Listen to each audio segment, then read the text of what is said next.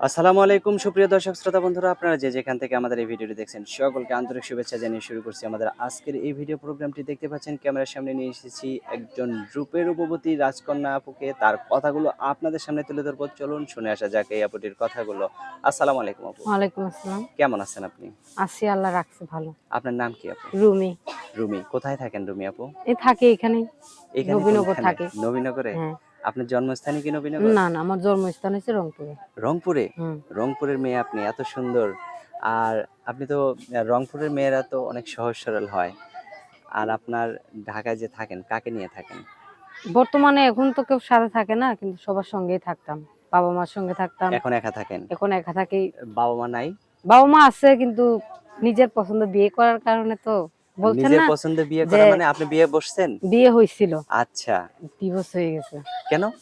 জানি যে বলছিলেন যে সরল সোজা হয়, হুম, হুম, হুম, হুম। বিশ্বাস মানে করে অতিরিক্ত। আপনার বিশ্বাসের উপরে সে হ্যাঁ, আরকি আঘাত করছে। হ্যাঁ, হ্যাঁ। তা এখন কি অবস্থা আপনার? এখন ওই মানুষের বাড়িতে কাজ করি, সেলাই মেশিনের কাজ অবশ্যই জানি ঠিকই, আচ্ছা। কিন্তু মেশিনের অভাবে কাজ আপনি এত করতে পারি সুন্দর না। মানুষ, যেকোনো একটা চাকরি করতে পারেন। লেখাপড়া আছে আপনার? না, এমনি আল্লাহর রহমতে অভিজ্ঞতা আছে। অভিজ্ঞতা দিয়ে তো আর সবকিছু হয় লেখাপড়া না। তো লাগবে। লেখাপড়া লাগবে হ্যাঁ। অবশ্যই। লেখাপড়াও লাগবে প্লাস অভিজ্ঞতাও হুম। লাগবে। তো এখন আপনার বর্তমান পরিস্থিতি কি?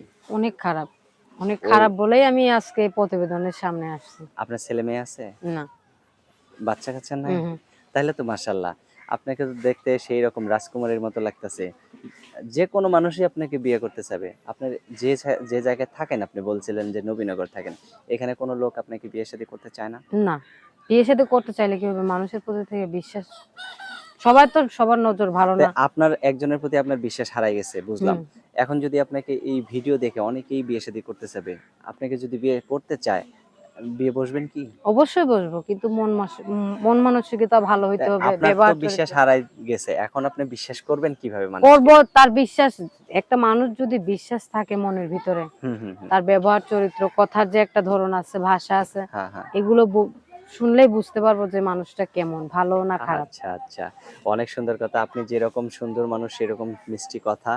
আর চেহারাটাও মাশাআল্লাহ অনেক সুন্দর। আমি আশা করি আপনি খুব শীঘ্রই একজন সেরকম ব্যক্তি পেয়ে যাবেন যে আপনাকে সারা জীবন সুখে রাখবে। আর কিরকম লোক হইলে আপনার পছন্দ হবে বলেন? যেরকমই হোক, যেন সারা জীবন যেরকম ভালো বলতে রাখে। যদি একজন বয়স্ক বয়স্ক হয়। বয়স্ক হোক হুম, কিবা ইয়ং হোক, হুম, হুম। সে যেন ভালো রাখতে পারে, আচ্ছা, আচ্ছা, কখনো কষ্ট না দেয়। আচ্ছা। তো আপনার ফোন নাম্বার মুখস্থ আছে? হ্যাঁ, আছে। বলেন। 017 017 07 আ আ আপনি 01707122597, হ্যাঁ, 01707 হ্যাঁ। 1222597। আচ্ছা, অনেক সুন্দর কথা আপু। তো আ নাম্বারটা অনেক সুন্দরভাবে বলতে পারছেন। ধন্যবাদ আপনাকে। আর কিছু বলবেন আপনি? ভাই, একটা অনুরোধ, হুম, যারা ফোন দিবেন যদি মন মানসিকতা ভালো থাকে, হুম, হুম। তে মন মানসিকতা ভালোভাবে নিয়ে ফোন দিয়ে আজে বাজে মন্তব্য, আজে বাজে কথা বলার জন্য কেউ কখনো আমার কাছে ফোন দিয়ে না। আচ্ছা, অসংখ্য ধন্যবাদ আপু। ভালো থাকবেন। আপনার নামটা আরেকবার বলেন? রুমি। রুমি। তো ঠিক আছে রুমি আপু, ভালো থাকবেন। প্রিয় দর্শক আপনারা ভালো থাকবেন। দেখা হচ্ছে নতুন ভিডিওতে। আজ এখান থেকে বিদায় নিচ্ছি। আল্লাহ হাফেজ।